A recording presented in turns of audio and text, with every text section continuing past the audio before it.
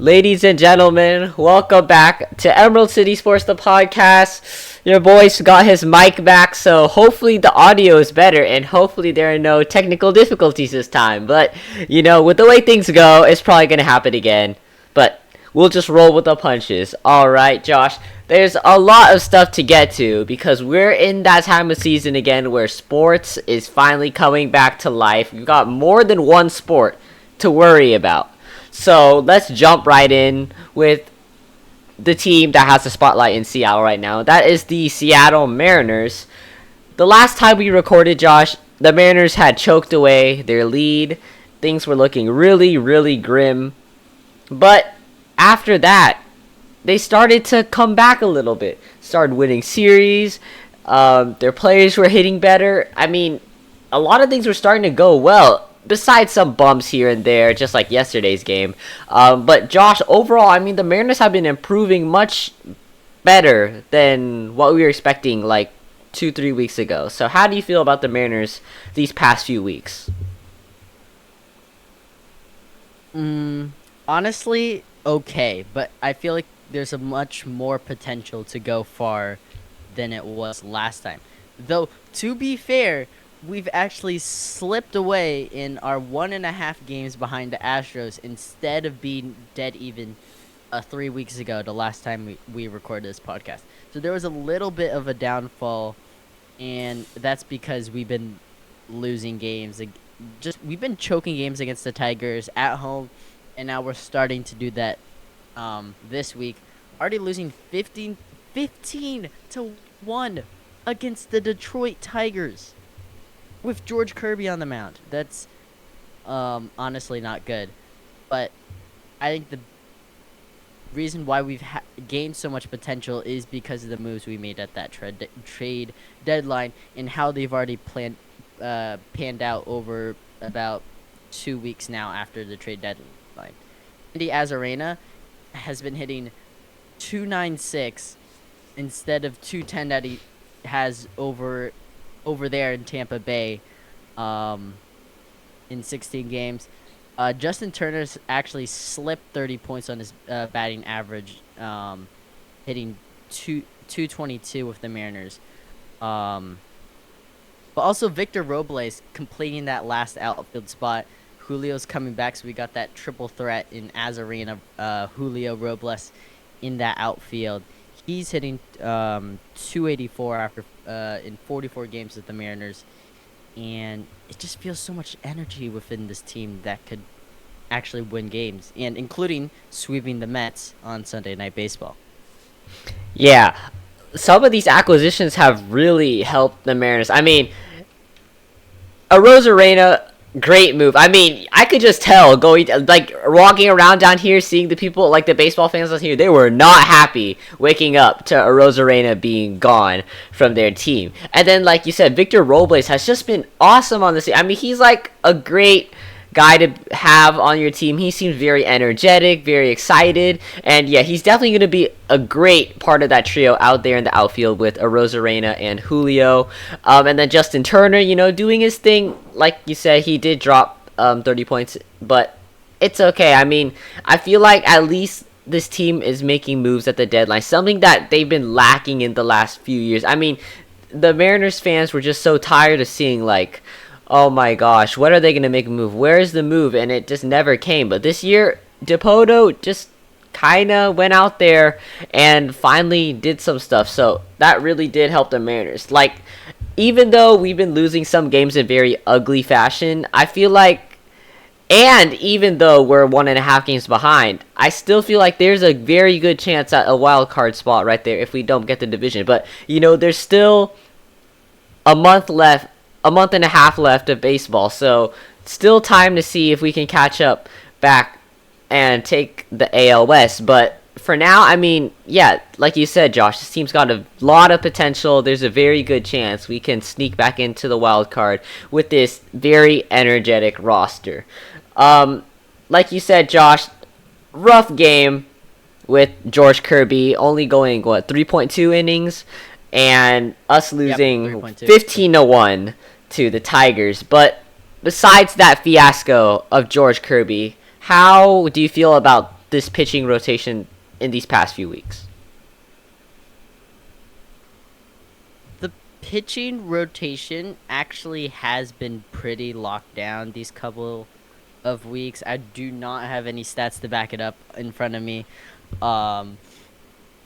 But Castillo has been, I would say, improving better. I've been a little bit of a hater on him at the start, but he picked it up, especially locking down the Mets on Sunday Night Baseball. That was a big way to show the entire nation.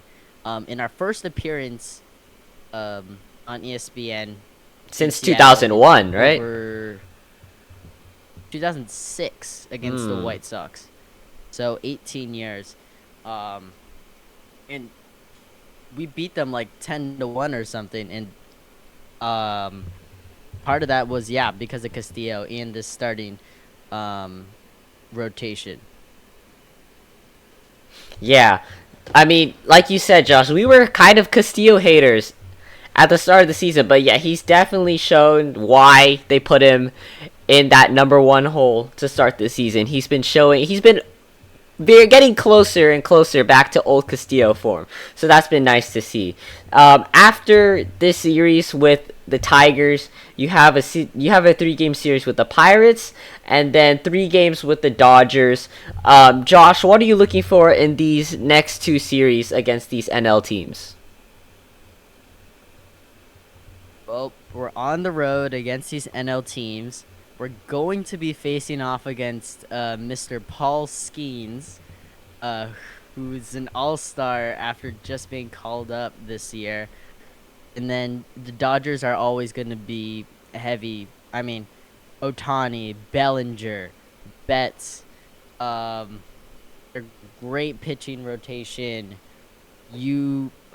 At Dodger Stadium, it's just, that's going to be hard to compete with. And I don't see anyway, I mean, I could barely see us taking a single game from them. They're just that good. Like, they can win any game. They can come back easily. The star-studded lineup is so good on paper, and they've actually shown that they can perform, and that's just going to be tough on the Mariners. But if they do succeed in any way, that's going to be a surprise. The Pirates, they're heating up, and all they have is Paul Skeens, but other than that, we got this. Yeah. The Pirates, like you said, Paul Skeens is the one thing you have to worry about. With the Dodgers, honestly, we can just go out of that series without getting swept. I'd say that's honestly a win, at least in my opinion. I don't know about you, Josh. Yeah, that'd be a win. Yeah. So, I mean, the Mariners currently record is 63-57. So, yeah, 1.5 games behind the Astros. So, I mean, I would say, even though we're 1.5 games behind, we're definitely in a better position than we were the last time we recorded a podcast episode. I mean, we had choked away our AL West lead. It was at rock bottom, and obviously the Astros are winning their games, but at least we're still almost going stride for stride with them in a way. Like, we're only a 7-game winning streak. Yeah, but only 1.5 games behind kind of lightens the mood a little bit. Like, when you're at rock bottom, the only other way to go is up, right? I mean, I'm just trying to look at the positive here. We're getting close. We're getting close. Honestly, I'm the positive guy. Josh. Getting to you? Maybe. Josh is not having the confidence that he had of before. I haven't seen the sun in years.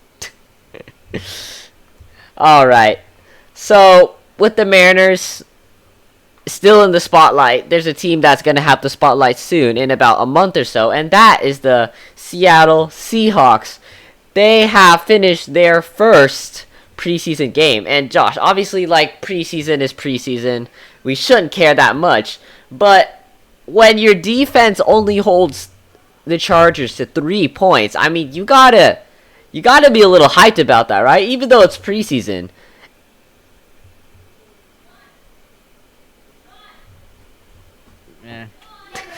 I mean, we performed in it was a neutral site with all 5 Chargers fans in attendance, Actually didn't watch most of that game because I forgot what I had that day. I had work and No, that's fair. um, There's better things to do than watching a preseason game. Come on. Everyone says like, "Oh, we're gonna watch all the yeah. preseason games." The people online are like, "Preseason football's back, baby. I'm gonna watch it." I guarantee 99% of those people are not watching preseason games. Come on, unless you're like really that like unless you're like an analyst or you're just a crazy diehard with nothing else to do. Most people aren't watching. But going off like the highlights I've seen, and I mean just looking at the scoreboard, come on, like 3 points. It's preseason, but that's definitely a promising sign for our defense, especially Byron Murphy. I mean, you saw clips of Byron Murphy getting double teamed here and there.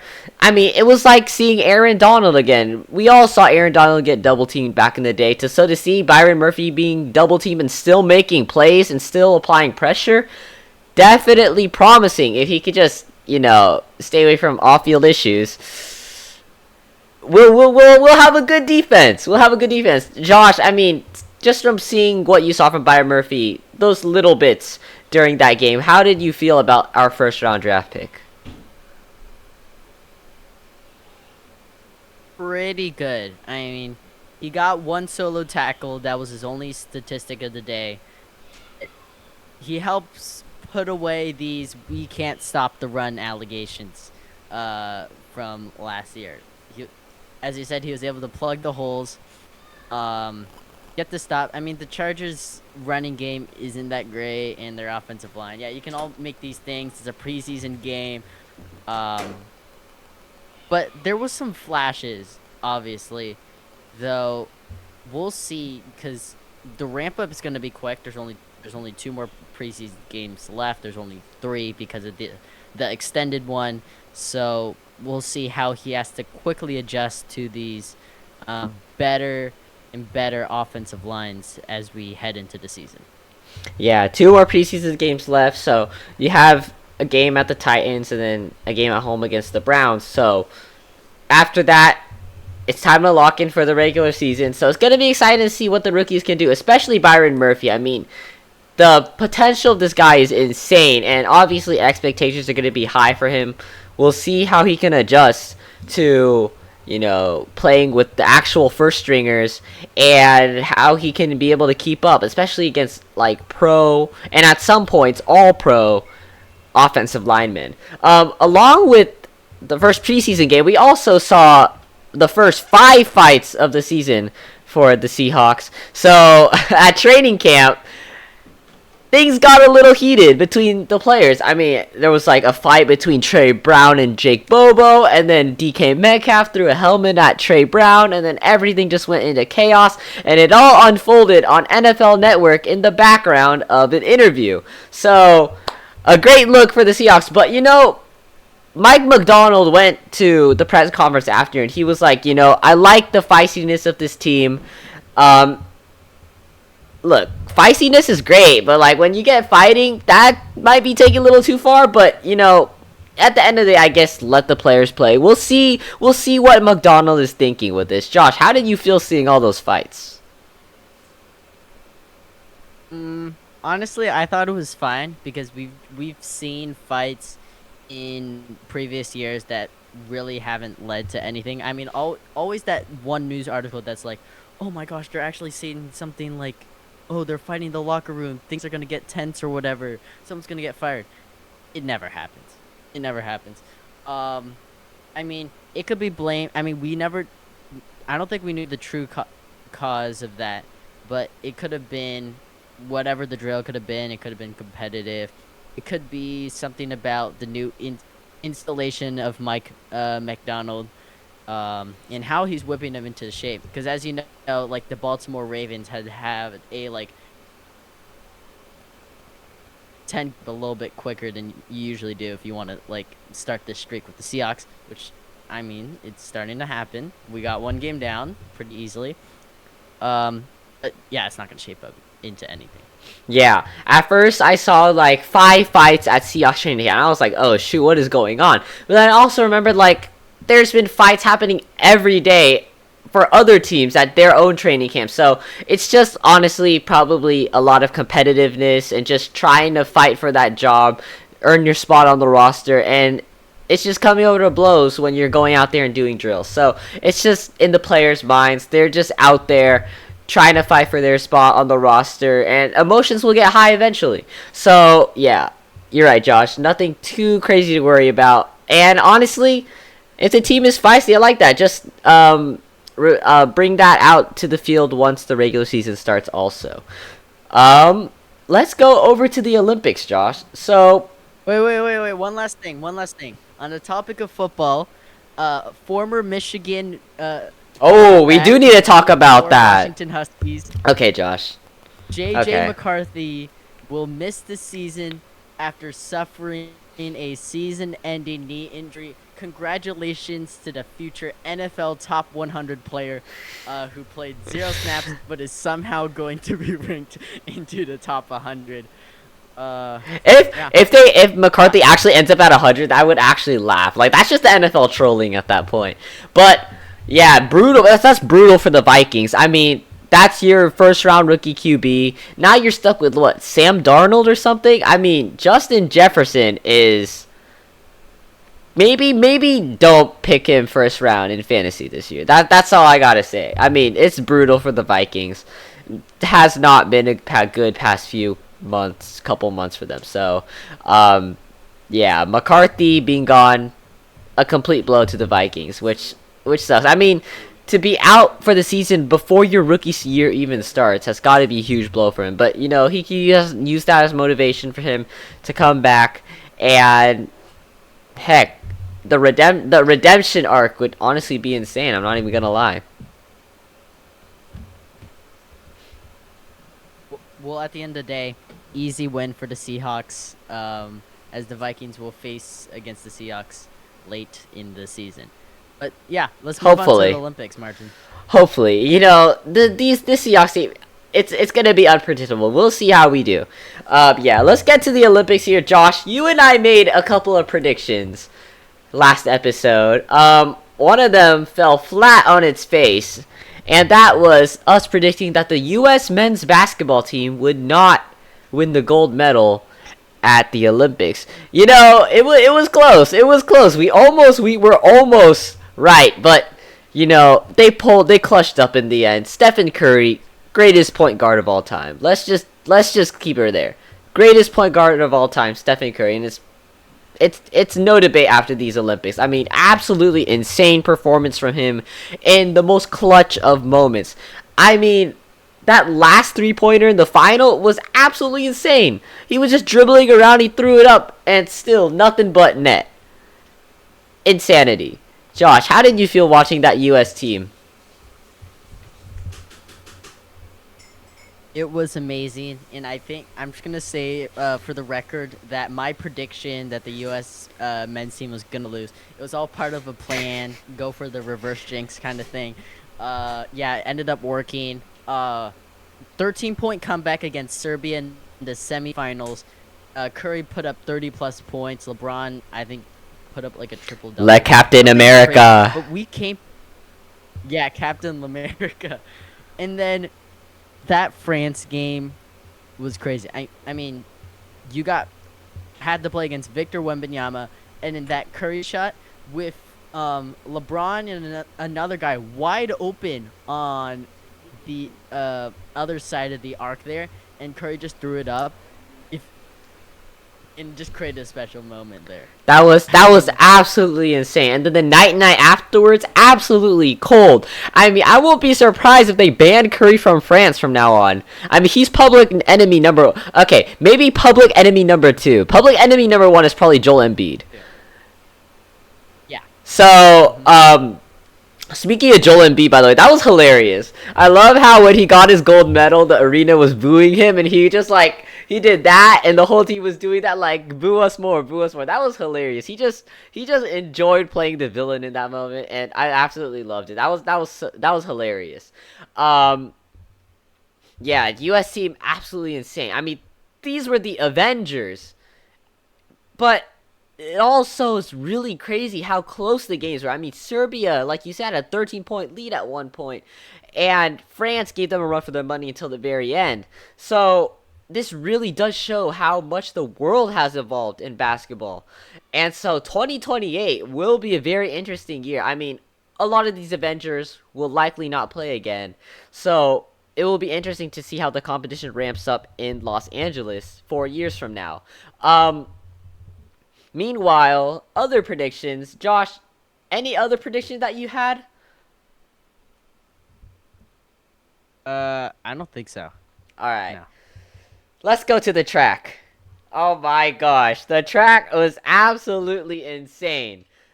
Okay, I had two predictions. I had like my not so hot take and then my very hot take. So let's start with my not so hot take. I mean, everyone knew it was gonna happen. Sydney McLaughlin Lavroni broke the world record in the 400-meter hurdles again. Not surprised. Still absolutely insane watching her though, because like she's she is the Usain Bolt of hurdles. I mean, honestly, at this point, she could just do the 400 flat and she could still win. It's absolutely insane what she can do out there on the track. And every time, people are saying, she's going to break the world record, she's going to break the world record, and she delivers. And even though people are predicting it, it just still amazes how easily it seems for her to just cruise on the track like that. And then my very hot take was Fred Curley winning the gold medal. He didn't win the gold medal, but he did get the bronze. So I was close. Um, but if we're looking at, it was very controversial. The whole thing about the torso having to go across the line first, which is why Noah Lyles won. If you're gonna be like one of those people that like look at the feet crossing the line first, Fred Curley would have won. So that would have been insane if they said feet first. Yeah. I would have absolutely laughed. I was like watching it and I was like, it'd be so funny if Fred Curley won. And he got bronze. But hey, a medal is a medal. And then honestly, I would say my favorite moment was definitely the men's 1500. Like, if you guys don't know by now, Josh and I are distance runners. So distance events, even though it can seem boring, the 1500 is very, very exciting. And to watch it live, crazy. I mean, going in, I was thinking, Jakob Ingebrigtsen is gonna win. Like, there's no way he doesn't. He's only point 0.8 or something like that, 0.7 off of the world record.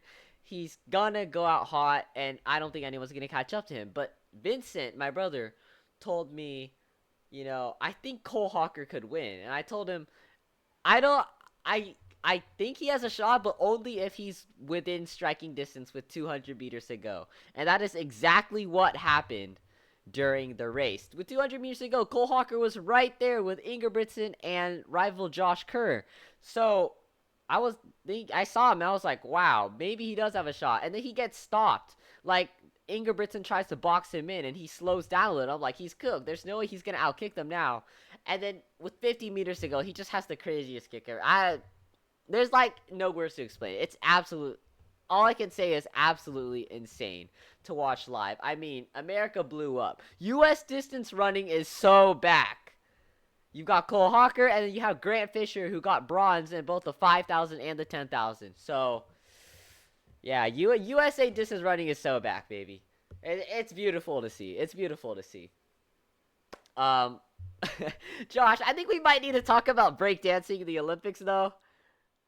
Yep. How do you what was that? I don't even know what to say. Well, brand new sport to Olympics. Actually, kind of rumored to be eliminated for the LA It is. Olympics, but I I'll talk think it's about gonna be eliminated. yeah, yeah, because you got a panel of judges voting on, for what I can tell, who does the best tricks or whatever. But I think the moment that everyone knows about, Ray Gunn from Australia, who has a degree in some type of like rhythmic movements of Australia or something. A PhD in breakdancing or something like that. Not breakdancing. It's like, I can't remember. It's like the movements of Austria. It's like cultural like dance kind of thing, but not break dancing. But I mean, Australia was like, "Yeah, we'll give it a shot. Why not?" And ended up just embarrassing her in front of everyone. She got 0 points in each of her 3 matches, and went home with nothing, um, and a plan to not look at social media ever again, because all you can see is a hand, the toe touch on the ground, the kangaroo kick lean back. Oh yeah. That was hard to watch. I'm not Welcome even. to the Olympics, baby. That was hard. That was hard to watch. I was like, it was even funnier when people were like memeing it with like silly background noises in the back. That just made me die. Like, that's why you don't do those. You don't have those kinds of things in the Olympics. Like, breakdancing is cool and all, but not a sport. Not a sport. I mean, it's dancing. If it's like team dancing or something like that, or like cheerleading, yeah, that could count because there's actually like team involved and teamwork and all that. But breakdancing itself, oh, that was so hard to watch. Oh man. And yeah, now Australia is a laughing stock, and all the work they built from the medals from swimming and all that gone. Absolutely forgotten. Now it's just gonna be replaced with a person pretending to be a kangaroo dancing on a dance floor. Uh, yeah, that was brutal. That was pretty funny though. I'm not even gonna lie. It gave us all a good laugh. It gave us all a good laugh. Uh, well, I mean, now we look forward to LA 2028. We'll see how it goes down there. I'm still confused at why they're having some events in Oklahoma City. Like, they have 4 years. Couldn't they just Yeah. build a skate park in LA? I feel like there's plenty of skate parks they could use. No, Is it skate parks or is it? was it the skate park? It was softball. It was softball. Oh, I thought it was like At least one of them was skate parks softball, and and I think rowing or something. I don't know, or like the yeah. race rowing, or like or canoeing or whatever, something like that. I feel like they've got time to build a facility for that in LA. So I don't know why they would They're use trying to save Oklahoma. money. Yeah, that's fair. I mean, Olympics does cost a Uh, lot. I know Most for soft. Mm-hmm. No, no, no, go ahead, go Well, ahead. for softball, I think that's where they host the women's college World Series. Well, So that would make more sense, and I can see why they want to save money. I mean, most cities that host the Olympics, they lose more money than they make from hosting it, so it would make sense to see why. I mean, even with the billions of dollars they get in their budget, there's just only so much you can do. So yeah, that would be a little more understandable. But yeah, now we have LA to look forward to. Um, we'll see. We'll see. We'll oh, see. one last for LA, they announced that they are going to be adding baseball. So MLB will have to figure out their All-Star break. Flag football, That's gonna be and if epic. cricket, yeah, I don't know how you feel Hey, about hey, squash. USA upset in the cricket game. You never know. And then we didn't win a game after that. Yeah.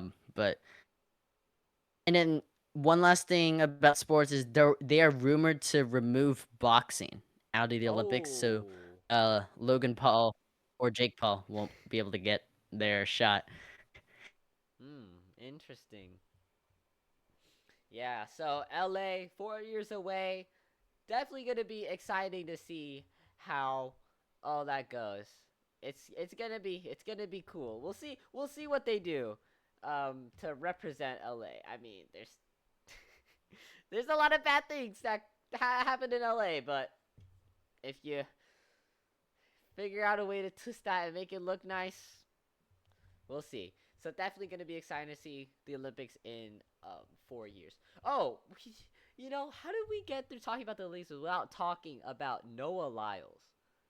I mean, Josh, he's a controversial guy. Oh, yeah. Like, what? He won the 100, told everybody he felt sorry for his opponents in the 200, ended up winning bronze in the 200. It was found out that he had COVID running the 200, and he still ran through it. And a few days later, he's seen partying.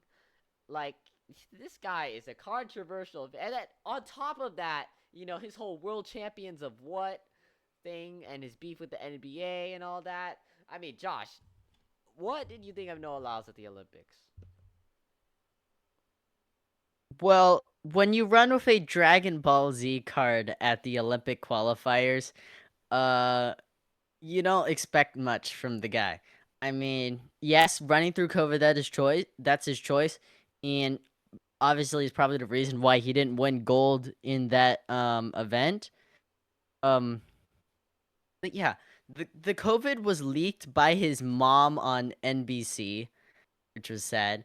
Um, there was some rumors that he actually slept with his wife. Noah Lyles slept with his wife even when he had COVID, who's also an athlete competing Yeah, for in the Jamaica. Olympics, but that's a rumor.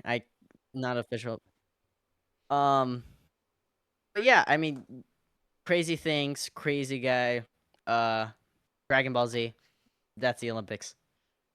Yeah. I feel like a lot of people just don't believe that he got COVID because of, the way he entered the stadium where they did the individual introductions. If something was up, they would have expected, walk out slowly, not be as energetic as he was, but he came out jumping up and down, doing his usual routine of hyping up the crowd. So everyone thought, he's going to go out there and he's going to smoke it.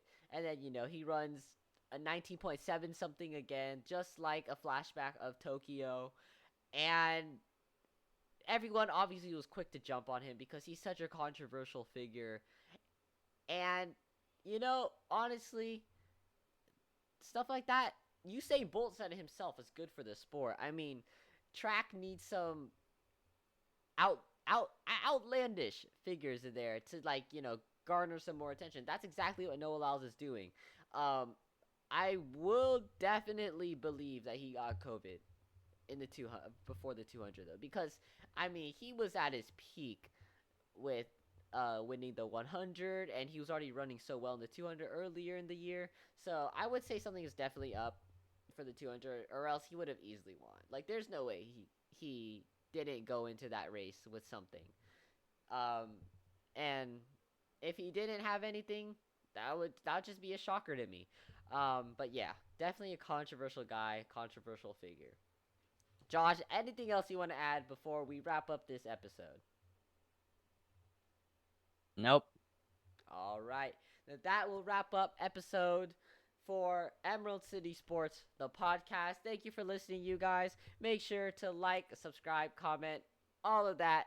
You know where you can find us, any podcast site. We'll see you guys next time. Hopefully, Jacob will be back at some point.